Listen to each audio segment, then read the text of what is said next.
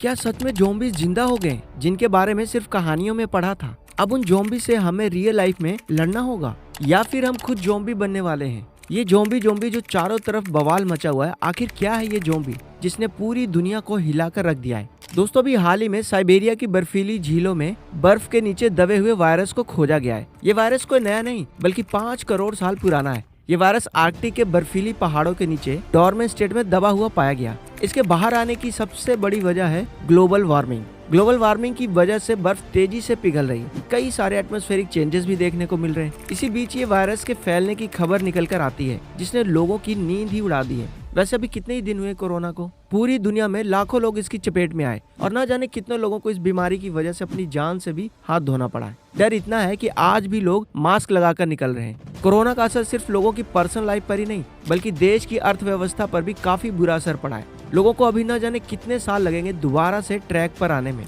इन सब के बीच ये ज़ॉम्बी वाली खबर ने तो होश ही उड़ा दिया है। ज़ॉम्बी वायरस से याद आया, दुनिया के कुछ कोनों में असली ज़ॉम्बीज़ घूम रहे हैं जिनके बारे में मैं आपको आगे बताने वाला हूँ कि क्या है ये असली ज़ॉम्बीज़ का राज और ये कैसे जीवित हुए। पर अभी फिलहाल हम ये जानते हैं कि ये ज़ॉम्बी वायरस के बारे में और इनका क्या कनेक्शन है ज़ॉम्बीज़ से। दरअसल दोस्तों, ये वायरस 24,000 सालों से बर्फ में दबा पड़ा था और इसकी उत्पत्ति 5 करोड़ साल पहले की मानी जाती है। करोड़ों साल पहले दबी हुई जानवरों की अस्थियां भी अब तक सलामत नहीं होंगी, पर ये वायरस जिसने वैज्ञानिकों को भी चौंका दिया है, ये अभी भी जिंदा है और एक बार वापस से अपने फॉर्म में आने के बाद ये कोरोना जैसी भयानक महामारी को भी पीछे छोड़ने की ताकत रखता है। हालांकि वैज्ञानिकों द्वारा यह पता लगाए जाने की कोशिश की जा रही है कि जो वायरस 24,000 साल पहले मरकर बर्फ में दब चुका था, वो अचानक से जिंदा कैसे हो गया। वैज्ञानिकों द्वारा यह भी दावा किया जा रहा है कि ये अब तक खोजे गए सबसे पुराने वायरस में से एक है। इसके पहले इतने लंबे समय तक दबे हुए किसी भी जीव की खोज नहीं की गई है। इसे दुख की बात कहें या खुशी की, पर रूसी वैज्ञानिकों ने न केवल इस जमे हुए जीव को जिंदा किया बल्कि प्रयोगशाला में उसके क्लोन तक तैयार कर लिए हैं। इसी तरह की एक हरकत चीन ने की थी जिसका परिणाम कोरोना था। लग रहा है कि रूसी वैज्ञानिक भी कुछ ऐसी ही गलती करने जा रहे हैं। देखते हैं ये खोज उनको किस दिशा में ले जाती है। ये बात तो आने वाला वक्त ही बताएगा।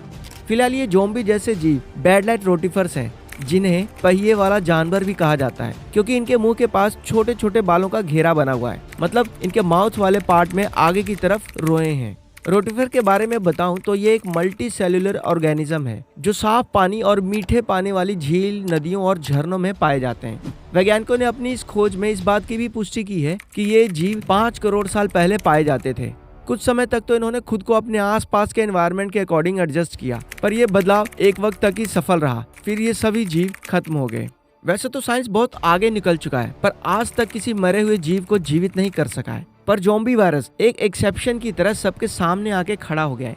हजारों साल से आर्कटिक की बर्फीली पहाड़ियों के नीचे दबा ये वायरस जीवित हो चुका है। हैरानी की बात यह है कि ये वायरस खुद को किसी भी एनवायरमेंटल कंडीशन में केवल 10 साल तक ही जीवित रख सकता था, पर 24,000 साल बाद भी इसका जीवित पाया जाना कोई छोटी बात नहीं है। वैज्ञानिकों द्वारा तैयार किए गए सैंपल में भी यही बात सामने निकल कर आई है कि अगर ठंड बहुत ज्यादा हो तो ये केवल 7 दिन तक ही बर्फ के नीचे दबे या यूं कहे जमे रह सकते हैं, पर हजारों साल तक जमकर लाइफ में वापस आना काफी शॉकिंग न्यूज है। ज़ॉम्बी वायरस को लेकर जैसे जैसे वैज्ञानिकों की खोज आगे बढ़ रही है, काफी चौंकाने वाली बातें सामने आ रही हैं। वैज्ञानिकों ने बताया है कि ये वायरस 11,700 साल पहले पैलेस्टीन पीरियड में ही साइबेरिया की बर्फीली ठंड में जम चुके थे, पर जैसे बर्फ पिघलना शुरू होती है ये वापस से सेक्सुअल रिप्रोडक्शन स्टार्ट कर देते थे, जिससे इनकी संख्या में वृद्धि हो जाती और जैसे ठंड वापस से ये बढ़ती ये दोबारा बर्फ में जम जाते। इस तरह इन्होंने करोड़ों साल से खुद को जीवित रखा है। क्लोनिंग प्रोसेस के द्वारा ये 1 से 2 और 2 से 4 होते रहे और इसी तरह लगातार इनकी संख्या आगे बढ़ती रही।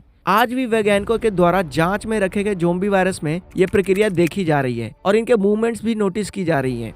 स्टैट्स मालाविन, जो कि institute of physicochemical and biological problems in soil science in Pushchino, Russia के रिसर्चर हैं। उन्होंने अपने एक बयान में बताया कि ये सूक्ष्मजीव अपने मेटाबॉलिज्म को रोककर कुछ प्रकार के चैपेरिन प्रोटीन जैसे कंपाउंड को जमा कर लेता है, जो इन ज़ॉम्बी वायरस को सही इन्वायरमेंटल कंडीशन आने पर क्रिप्टोबायोसिस जैसी प्रक्रिया से निकलने में मदद करता है। यही नहीं, इनमें अपने ब्रोकन डीएनए को रिपेयर करने की भी क्षमता होती है और खुद को रिएक्टिव ऑक्सीजन स्पीसीज जैसे हार्मफुल मॉलिक्यूल से भी प्रोटेक्ट करते रहते हैं। इनकी खुद को जीवित रखने और खुद में अपने आप बदलाव करने की कैपेसिटी के कारण ये करोड़ों सालों से हमारे बीच मौजूद हैं। वैज्ञानिकों ने नॉर्दर्न हेमिस्फीयर में कई सारे बैक्टीरिया और डोरमेंट वायरस के होने की पुष्टि की है और सभी को भविष्य में इनसे होने वाले खतरों से अलर्ट भी कर दिया है। फिलहाल अभी इन वायरस से किसी को कोई नुकसान नहीं पहुंचा है और इन जीवों को लैब में सुरक्षित रखा गया है। इन पर रिसर्च भी की जा रही है जिससे इनसे होने वाले खतरों के बारे में जानकारी मिल सके और समय रहते उसका इलाज भी ढूंढा जा सके। अब ये तो बात थी वायरस की, पर मैंने आपसे पहले ही कहा था कि वायरस से ज्यादा बड़ा खतरा पूरी दुनिया में मंडरा रहा है। आपको सुनकर हैरानी होगी कि दुनिया के कुछ बड़े देशों में सड़कों पर खुलेआम ज़ॉम्बीज घूम रहे हैं। पहले ये खबर सुनकर हमें भी लगा कि किसी मूवीज की शूटिंग होगी, क्योंकि ज़ॉम्बीज, गोस्ट ये सब तो मूवीज में ही अच्छे लगते हैं। इनके बारे में रियल कोई एविडेंस तो है नहीं कि इन पर यकीन किया जाए। फिर इस खबर की सच्चाई को जानने की कोशिश की गई और जो सच सबके सामने निकल कर आया उससे लोगों को बहुत बड़ा झटका लगा है। दरअसल ये खबर कोई अफवाह नहीं बल्कि हकीकत है। ऐसा पूछा जाने लगा है कि आखिर ये किताबों और कहानियों से निकलकर सड़कों पर कैसे घूमने लगे। अब होगा क्या? कौन इनको रोकेगा? क्या जल्द ही हम सब भी ज़ॉम्बीज बन जाएंगे? और गहराई में जाने पर यह पता चला कि जिन देशों में इनको देखा गया है उनमें सबसे पहला नाम यूएसए का है, जहां की सड़कों पर लोगों का निकलना कठिन हो गया है। ये ज़ॉम्बीज पूरे शहर में खुलेआम घूम रहे हैं। लोग अपने बच्चों को घर के अंदर कैद करके रखने पर मजबूर हैं। आप ही सोचिए, अगर आपके सामने कोई ज़ॉम्बी आ जाए तो आप क्या करेंगे? भागेंगे, चिल्लाएंगे? और बच्चों पर इसका क्या असर होगा? और इन सब के बीच सबसे अहम सवाल कि अमेरिका में ज़ॉम्बीज आए कहां से? या फिर किसी ने इंसानों के ऊपर कोई रिसर्च की है जिससे सब लोग ज़ॉम्बीज बनते जा रहे हैं? सच कुछ इसी तरह है कि लोगों पर रिसर्च ही की गई है।